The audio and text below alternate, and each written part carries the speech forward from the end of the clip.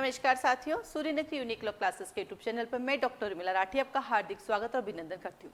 बात करें राजस्थान जुडिशरी के हिंदी ग्रामर प्री एग्जाम के लिए, तो आइए सूर्य नगरी unique law classes Hindi grammar के लिए नए बैचेस स्टार्ट कर रही है। वो नए बैचेस जो स्टार्ट हो रहे हैं वो हो रहे 19 जून से हो रहे हैं आपके। तो उसमें कैसे क्या पढ़ाते हैं, कैसे क्या रहता है, उसके बारे में छोटा सा झलक आपको दिखाते हैं।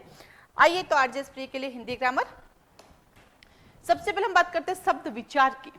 तो जो भी हिंदी ग्रामर के सारे टॉपिक जो है मुहावरे लोकोक्ति को छोड़कर, शब्द वाक्यों को छोड़कर बोर्ड पे लिखा के किए जाते हैं। पर्यायवाची हो चाहे विलोम शब्द, समास हो या फिर संज्ञा, सर्वनाम हो या विशेषण, सारा कुछ बोर्ड पे लिखा के करते हैं ताकि आपकी प्रैक्टिस होती रहे। शब्द विचार में आप देखेंगे 4 प्रकार के, उत्पत्ति के आधार पर, रचना के आधार पर, प्रयोग के आधार पर, अर्थ के आधार पर। जो उत्पत्ति है वो 5 प्रकार की है, रचना है वो 3 प्रकार की है, आपके प्रयोग के आधार पर 2 प्रकार की, विकारी या विकारी। यहीं से संज्ञा, सर्वनाम, विशेषण आपके निकल के आते हैं, क्रिया निकल के आते हैं, अव्यय निकल के आते हैं, और देन आता अर्थ के आधार पर बहुत सारे हैं। तो ये डायग्राम बना के फिर जितने भी चीजें इनको एलोबरेट किया जाता है और आपको डे बाई डे लिखना पड़ता है। फिर आगे चलते हैं शब्द विचार। विकारी शब्द कौन कौन से होते हैं, अविकारी कौन से होते हैं, संज्ञा, सर्वनाम, विशेषण, क्रिया विकारी है, अव्यय अविकारी, संज्ञा कितने प्रकार के, सर्वनाम कितने प्रकार के, विशेषण कितने प्रकार के, इन सबके प्रकार लिखा के इनको एलोबरेट किया जाता है, जो सब बोर्ड पे रहता है, आपको लिखना होता है। देन बीच बीच में हम क्वेश्चंस भी पुटअप करते रहते हैं, जैसे लाइक कि हर घर में विभीषण है, इसका विभीषण का यहाँ पे क्या डिनोट है, सर्वनाम है, व्यक्तिवाचक है, भाववाचक है, जातिवाचक है, ये टाइम टू टाइम चलता रहता है। इसका आंसर जातिवाचक है। ये पूरे जाति को बताता है कि विभीषण जो है वो एक देशद्रोही था, अपने परिवार के खिलाफ जाता था, है ना, विद्रोही था, तो इसलिए उसको कहते हैं कि जातिवाचक, ये पूरी जाति को डिनोट करते हैं। कहते हैं ना घर घर विभीषण बैठे हैं।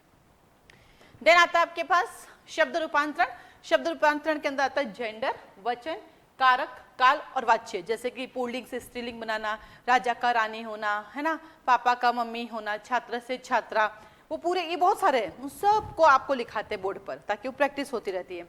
फिर एक वचन बहुवचन, चिड़िया से चिड़िया, नदी से नदियाँ, है ना, तो ये सारे भी एक एक लाइन जितने भी सारे वो सबके सब बोर्ड पे लिखाए जाते हैं ताकि आपको लिखना होता है। ये प्रैक्टिस है, बाकी किताबें तो सबके पास ही पढ़ी है, ठीक है, और लिखने से प्रैक्टिस से याद हो जाता है। कर्ता ने कर्म को, करण से करण संप्रदान के लिए ये लिखाते हैं, इनके की पॉइंट्स लिखाते हैं, इनके एग्जाम्पल्स लिखाते हैं, और साथ साथ में बीच बीच में क्वेश्चन भी पुटअप करते रहते हैं।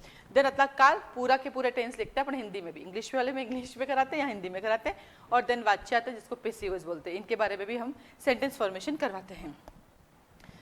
देन आता संधि। संधि है स्वर, व्यंजन एंड विसर्ग। पूरा डिटेल पढ़ाते हैं, विथ ट्रिक से भी कराते हैं, जैसे कि दीर्घ संधि में जहाँ आ बड़ी ऊ की मात्रा होती है, गुण संधि में ए और आई की मात्रा, ओ की मात्रा होती है, आई और आउ की मात्रा होती है, यण में य और व के आगे आधा शब्द आता है, और अयादि में य और व के आगे पूरा शब्द आता है। तो डिटेल भी पढ़ाते हैं, ट्रिक से भी कराते हैं। जैसे कि व्यंजन संधि का रूल होता है कि जब श, स और श पूरा आता है तो व्यंजन संधि है, जब ये श और ये श आधा आता है तो विसर्ग बन जाता है। तो रूल्स भी करवाएंगे, डिटेल भी कराएंगे, बट ट्रिक भी देंगे ताकि वो ट्रिक से जल्दी याद होता है। प्रैक्टिस पूरी करेंगे तभी ट्रिक याद रहेगा, ठीक है। और पूरे बहुत सारे एग्जाम्पल्स कराते हैं, बहुत सारे एग्जाम्पल्स होते हैं इनके। फिर समास, एक दो से स्टार्ट होता है, द्वंद्व हुआ कुछ और छुपा, दिगु जब संख्या वाचक हो, गुण बतलाए कर्मधारिये। कौन गुण बतलाता है आपको, गुण बतलाए कर्मधारिये। बहुव्री कुछ और ही होता है, तत्पुरुष विभक्ति बतलाता है, अव्यय आगे आता है। जैसे कि द्वंद्व हुआ कुछ और, माता और पिता। दिगु जब संख्या वाचक हो, जैसे चौराहा, चार रास्तों का समूह। गुण बतलाए कर्मधार्य, जैसे पीतांबर, पीला है अंबर जिसका। और बहुव्री कुछ और ही होता है, शीघ्र प्रश्न होने वाला, आशुतोष, आशुतोष यानी शिव।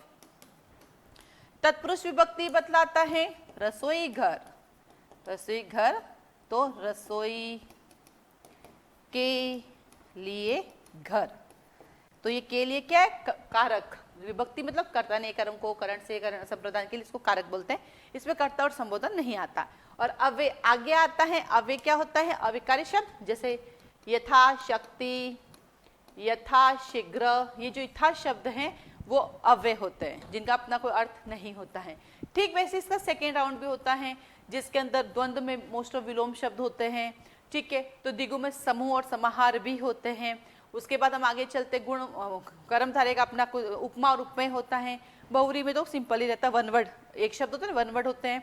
उसके बाद तत्पुरुष विभक्ति हो गई और अव्यय के अंदर उपसर्ग भी है, जैसे भरपेट रिपीटेड शब्द है, हाथों हाथ, रातों रात रिपीटेड शब्द है, तो उसका सेकेंड राउंड भी होता है। बाकी दोहे से याद हो जाता है। फिर आगे चलते नए शब्द, उपसर्ग और प्रत्यय। उपसर्ग शब्द के आगे लगता है, ये पीछे लगता है, ये तीन है संस्कृत के, हिंदी के, विदेशी। संस्कृत के पूरे बोर्ड पे लिखाते हैं, हिंदी और विदेशी को जनरल रीड कराते हैं क्योंकि संस्कृत वाले एग्जाम में आते हैं। कृदंत प्रत्यय भी 5 प्रकार के हैं और तदित 6 प्रकार के हैं। इसके ऊपर एक टेबल बनती है कि क्यों समाज के साथ एक प्रत्यय लगता है तो सामाजिक हो जाता है, क्यों उद्योग के साथ एक प्रत्यय लगता है तो ओ क्यों बन जाता है भाई, औद्योगिक क्यों हो जाता है। इतिहास के साथ एक प्रत्यय लगता है तो ऐतिहासिक क्यों हो जाता है, ऐतिहासिक क्यों हो जाते, ई ए में क्यों बदल गया, सा में क्यों बदल गया, ओ में क्यों बदल गया। इसके ऊपर भी टेबल बनाते हैं, उससे आपको हमेशा के लिए याद हो जाता है। सारे प्रत्यय उपसर्ग सारे एग्जाम्पल्स बोर्ड पे करवाते हैं। देन आता है आपके पास अर्थ विचार पर्यायवाची, जितने भी पर्यायवाची है छोटे बड़े इंपॉर्टेंट है वो सब ऐसे लिखाते। अग्नि आप लिखेंगे आग अनल पाव लिखेंगे, फिर हम ऐसे बुलाते हैं अग्नि आग, अग्नि अनल, अग्नि पाव। जैसे मैं अग्नि बोलूंगी फिर आप बोलेंगे आग, मैं बोलूंगी अग्नि आप बोलेंगे अनल, मैं बोलूंगी अग्नि आप बोलेंगे पावक, ठीक है, ऐसा कंटिन्यू चलेगा। फिर बोलूंगी अग्नि तो फिर वापस एक साथ बोलोगे, तो साथ साथ रिवाइज भी कराते हैं। ठीक वैसे सारे विलोम शब्द एग्जाम में ऐसे लिखाते हैं। सवाल भी पूछते हैं, जैसे राजा का विलोम शब्द क्या होता है, रानी, प्रजा, रंक, उपरोक्त सभी। तो बीच बीच में से क्वेश्चन भी पूछते रहते हैं। तो राजा का रानी भी होता है, राजा का प्रजा भी होता है, राजा का रंक भी होता है, तो इसका आंसर उपरोक्त सभी। फिर युग्म शब्द अनल, आग, अनिल, हवा, बहुत सारे, वो सारे बोर्ड पे लिखाते हैं ताकि आपकी प्रैक्टिस होती रहे। देन आता वाक्यांश के लिए एक शब्द, इसकी रीडिंग कराते हैं, इज वन वर्ड ना। अधिक जानकारी चाहने वाला जिज्ञासु, कम उम्र में मर जाने वाला अल्पायु, लाइक ना, इसको रीडिंग कराते हैं, हम आपको देते हैं, इसको रीड कराते हैं। एकार्थी दिखने वाले बिनार्थी अर्थ होते हैं, अस्त्र शस्त्र, तो उनको भी हम रीडिंग कराते हैं। ये दोनों सिर्फ रीडिंग कराते हैं, आपको दे देते, फिर अपन रिवाइज करते हैं। एक बार रीडिंग कर लिया, दूसरी बार और कर लिया, है ना। ड्यूरेशन के अंदर उनका रीडिंग होता है, 5 टाइम का हमारा टारगेट रहता है। अभी जो नए बैचेस है उसमें हमने नया टारगेट किया कि अब इनको 5 टाइम हम आपको रीडिंग करवाएंगे। देन आता है शुद्ध वर्तनी, जैसे ये है अत्याधिक, जबकि ये होता है अत्यधिक। जैसे होता है आपके पास अतिशयोक्ति, जबकि ये होता है अतिशयोक्ति। तो इसे एग्जाम्पल्स भी देते हैं, इसको लिखाने का बड़ा अच्छा तरीका, कभी मैं बोल के बताऊंगी, फिर आप लिखोगे, फिर मैच करोगे। ये पूरा का पूरा ना, क्या बोलते हैं, क्वेश्चन आंसर फॉर्म में कराती हूँ, बहुत सारे लिखाती हूँ मैं, पर बार बार आपसे क्वेश्चंस पूछती रहती हूँ जिससे आपकी क्लियरिटी हो जाती है। जैसे कव्यत्री, आशीर्वाद, उज्ज्वल, प्रज्वल, तो ये बार बार बोल बोल के भी कराती हूँ। कई बार यहाँ पे दे देती हूँ एक्सरसाइज, बताओ कौन सा सही है कौन सा सही नहीं है, तो एक क्रिएटिविटी के साथ इसको सिखाते हैं। और देन आता है वाक्य विचार, तुम वापस लौट जाओ। अब देखो बेटा, वापस और लौटना दोनों सेम है, तो इसमें क्या आएगा, तुम वापस जाओ, ठीक है।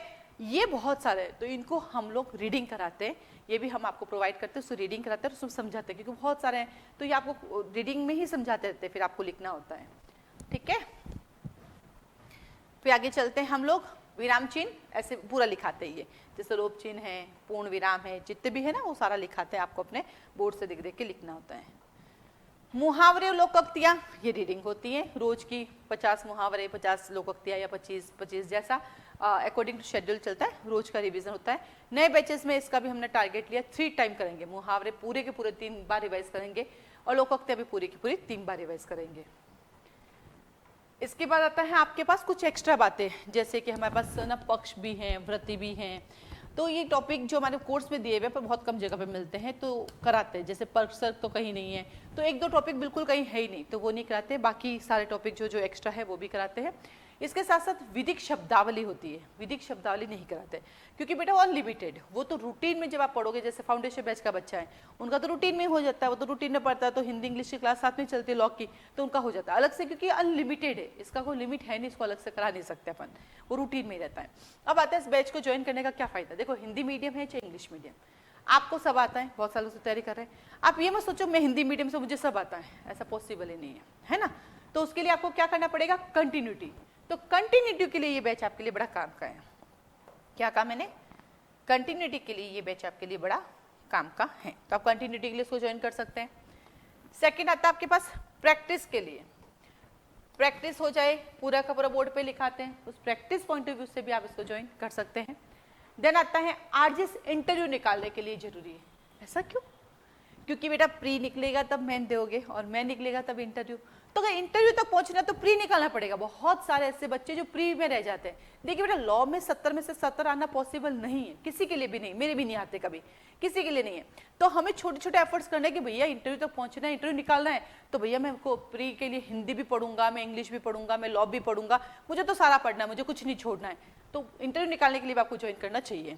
देन आता है ये क्लासेस ऑनलाइन ऑफलाइन दोनों हैं, जूम पर चलती हैं। ऑफलाइन में आप क्लासरूम में आके बैठ के कर सकते हैं, आप सेपरेट सिर्फ हिंदी ग्रामर के लिए ज्वाइन कर सकते हैं, आप केवल इंग्लिश ग्रामर के लिए ज्वाइन कर सकते हैं, आप पूरा फाउंडेशन बैच ज्वाइन कर सकते हैं, इवन इनकी टेस्ट चलते हैं वो भी ले सकते हैं। ऐसा नहीं पूरा कोर्स लोगे तब ये नहीं, सेपरेट बैचेस भी, आप केवल हिंदी ग्रामर करेंगे तो हिंदी ग्रामर की फीस दे दीजिए, केवल इंग्लिश ग्रामर करेंगे तो इंग्लिश ग्रामर की फीस दे दीजिए, दोनों साथ करते हैं तो कुछ डिस्काउंट हो जाता है। और फाउंडेशन बैच वालों को तो हम वैसे फ्री में देते हैं, ठीक है।